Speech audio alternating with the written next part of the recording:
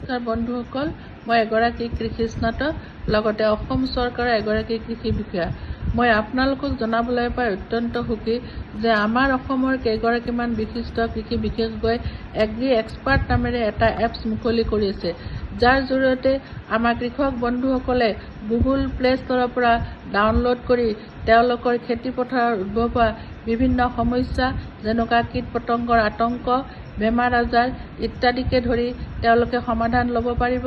লগতে ইয়াত ব্যৱহাৰ কৰিবলৈ যি কীটনাশক দৰৱৰ দৰকাৰ হ'ব সেইখিনিও তেওঁলোকে অনলাইন যোগে কিনিব পাৰিব।